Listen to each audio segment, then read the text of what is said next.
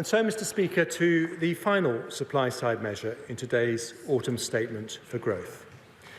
Because of the difficult decisions that we've taken in the last year, today's OBR forecast shows that borrowing will be lower than forecast in the spring. Debt as a proportion of GDP will be lower than forecast in the spring. Inflation will continue to fall, and our fiscal headroom has doubled.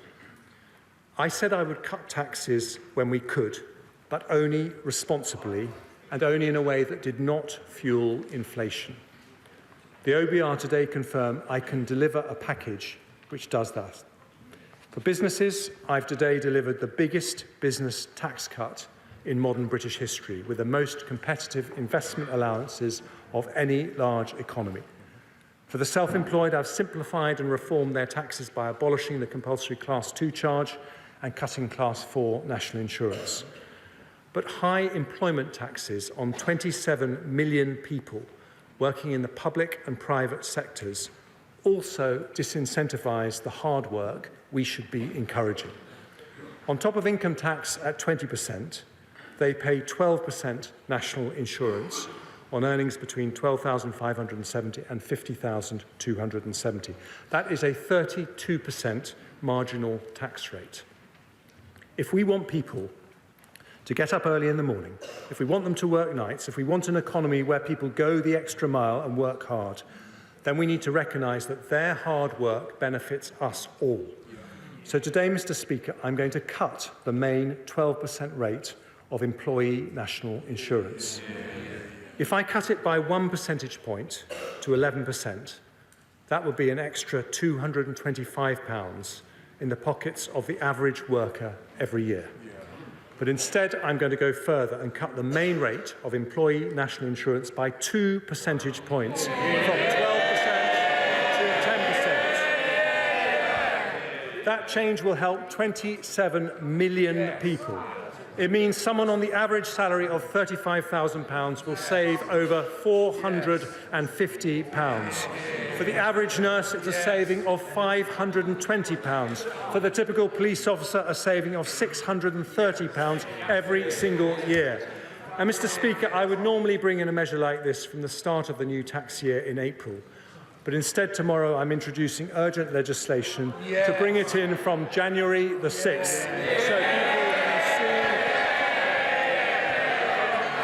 So people can see the benefit in their payslips at the start of the new year.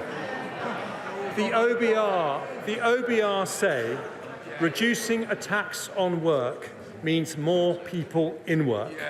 And they say today's measures will, just on national insurance, will lead to the equivalent of 94,000 full-time employees in our economy, because lower tax means higher growth. And that is the difference between this side and that one. In 13 years, Labour raised taxes in every single budget, but Conservatives cut taxes when we responsibly can.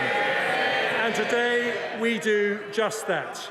We cut taxes to help bigger businesses invest. We cut taxes to help smaller businesses grow. We cut taxes for the self-employed who keep our country running. And from January, we cut taxes for 27 million working people whose hard work drives our economy forward. Mr. Speaker, the best universities, the cleverest scientists, the smartest entrepreneurs have given us Europe's most innovative economy. But we can be the most prosperous too.